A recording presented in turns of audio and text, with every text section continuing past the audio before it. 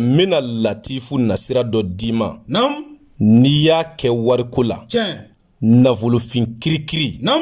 Ala b'a d'i ma. Allahu akbar. Bilahi ta kana t'a la. Tiɲɛ Konate. Latifu ye kabako Ala tɔgɔ ba de. Mais mina nasira min d'i ma sisan. Tiɲɛ. Ale ni hamu de bi baara ni ɲɔgɔn ye. Kosɛbɛ. A ye moridenw ɲininka ko hamu ye mun ye. Nam. Mina kabako de d'i ma. Tiɲɛ. N'i ye ni Ala tɔgɔ in sɔrɔ. Nam. Alimami i jija i k'a partager. Dutigi dɛsɛbagatɔw. Tiɲɛ. Fantanw. Nam. Miskinaw. Yatimɛw. Tiɲɛ. U ka se k'a ta ka baara kɛ n'a ye. Nam.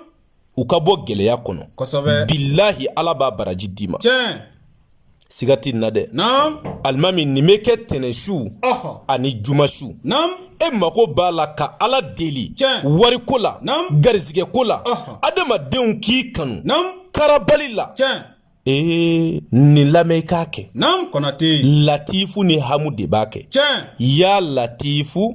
Ahamu sakaku hala u yasuna. Nam. Alimami tɛnɛnsu. Tiɲɛ. Ani jumasu. Nam. Nin baara de bi kɛ. Allahu akbar. N'i ma jumasu sɔrɔ. Tiɲɛ. A kɛ tɛnɛnsu. Kosɛbɛ. N'i ma tɛnɛnsu sɔrɔ. Nam. A kɛ jumasu. Tiɲɛ. Mais saraka de b'a la. Nam. Ni tɛnɛn tile binna. Fitiri selilen kɔ. Tiɲɛ. Alimami i bi kɔlɔsi ta. Nam. I bɛ ya latifu wurudi. Tiɲɛ. 129. Nam.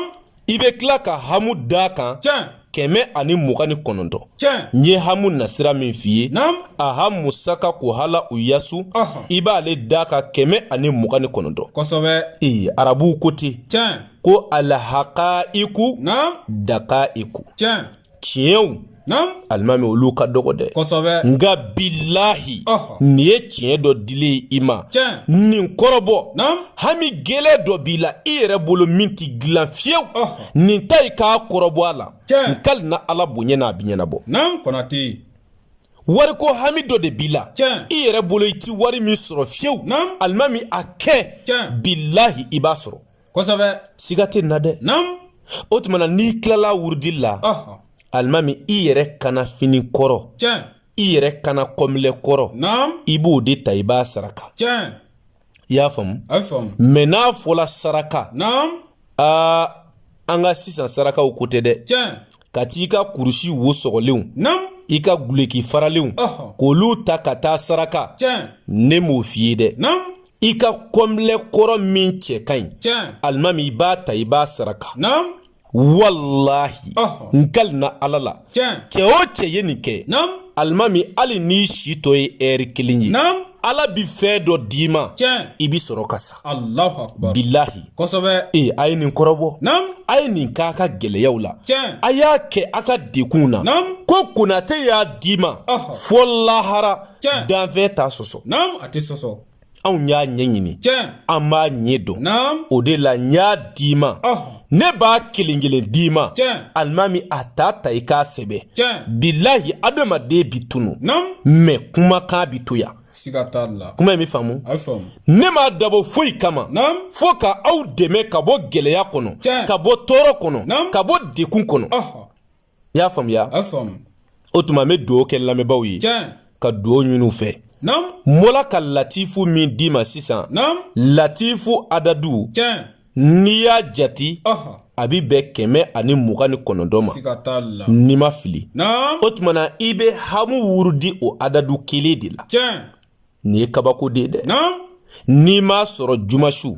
I b'a kɛ tɛnɛnsu. Tiɲɛ. N'i m'a sɔrɔ tɛnɛnsu. Nam. I b'a kɛ jumasu. Tiɲɛ. Alimami n'i y'a kɛ ni diɲɛ hami o hami ye. Nam. Bilahi Ala b'a dilan. Siga t'a la. A bɛ faamu. A faamu. N'o bɔ yen na. Maa min mako b'a la. Tiɲɛ.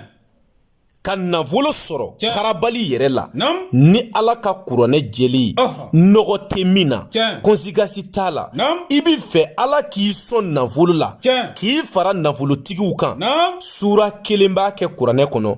U b'a fɔ a ma ko Iza wakati. Siga t'a la. Ni garibukɛ y'a d'i ma. Tiɲɛ. Fɔ kabakolo la danfɛn t'a sɔsɔ. Nam Konate. A ye diɲɛ mori bɛɛ fara ɲɔgɔn kan. Tiɲɛ. Ko Iza wakati bi mun kɛ. Nam. Alimami u b'a f'i ye ko kuranɛ yɛrɛ nafolo so dɔ ye Iza wakati.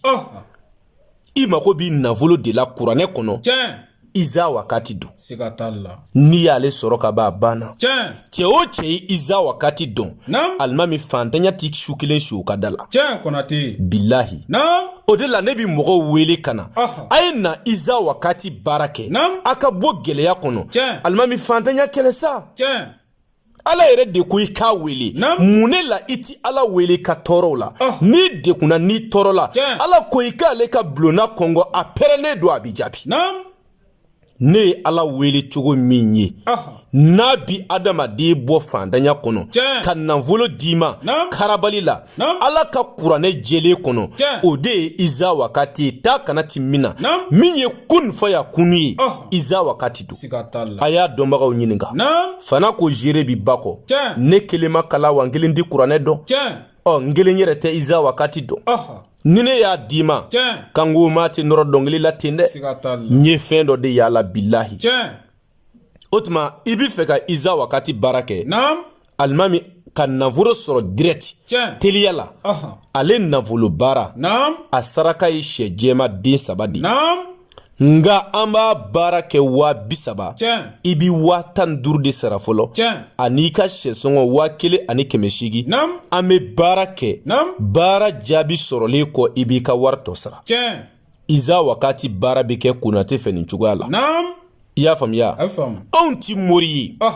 Mori min b'i ka wari minɛ k'a dun su ni tile a bi saraka lankolonw f'i ye. Na ni saga ye dɛ, na ni misi ye dɛ, o si ma se k'a ɲɛ, ɲaamɛ wari ci f'e ka taa boloba pewu morikɛ bi sɔrɔ k'i to yen.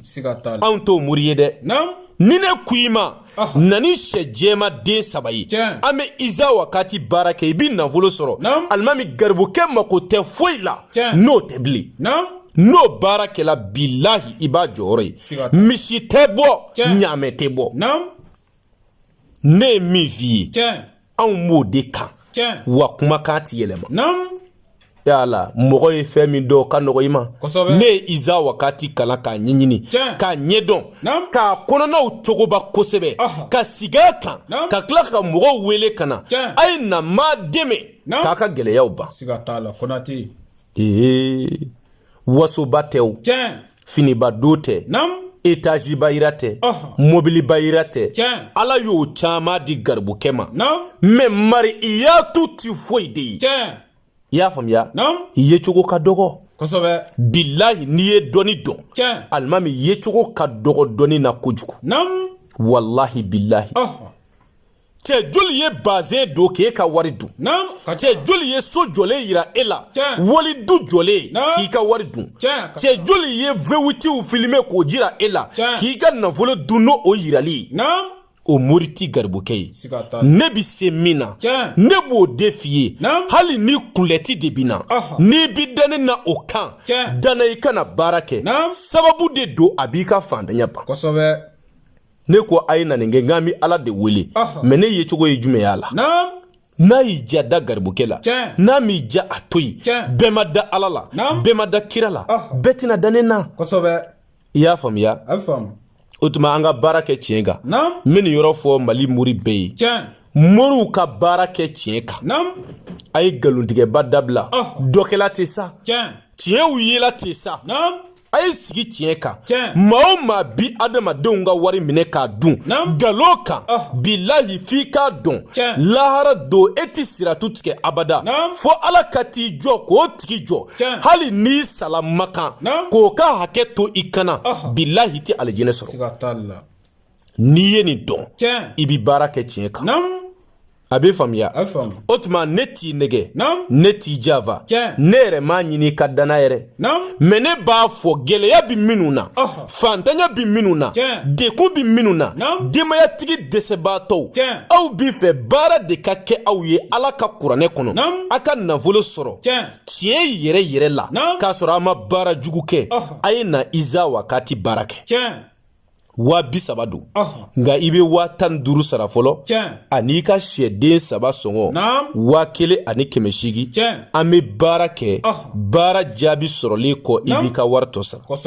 Cɛ caman ye nin kɛ muso caman y'a kɛ yan su ni tile mɔgɔw bi yan iza wakati baara kan o de la garibukɛ wasolen don ala ye min di yan ne kunne don n'a ye kosɛbɛ ne ti ɲɛbɔ foyi fɛ tiɲɛ i y'a faamu a faamu mais moriw bi yan naam n'i y'u wele kunkolodimi b'u na u b'a f'u fura b'u bolo tiɲɛ n'i ko i kɔnɔ bolilen don k'o fura b'u bolo n'i ko fantanya b'i la k'o fura b'u bolo n'i ko i ma den sɔrɔ c'est-à-dire diɲɛ fɛn bɛɛ bi olu bolo wari ka k'i kun dɔrɔn mais a dun si t'i ɲɛ kosɛbɛ ala n b'a bɛɛ dɔn tɛ se ka foyi dilan sa naam maa min ko n b'a bɛɛ dɔn tiɲɛ alimami tigɛ a la kosɛbɛ wallahi tiɲɛ f'i ka dɛsɛ dɔw la o la n'i ye ne wele i ka kungo dɔw la ne b'a fɔ ne yɛrɛ de ye karamɔgɔ Konate ye mais tiɲɛna ne tɛ nin si dɔn tiɲɛ n ko n t'a dɔn ye dɔnni dɔ ye cɛ balo i halala la i bɛ min dɔn kuma kan i tɛ min dɔn o to yen o de jɛlen don i sanima bɛ se ala ma ye k'a sɔrɔ tasi t'i la kosɛbɛ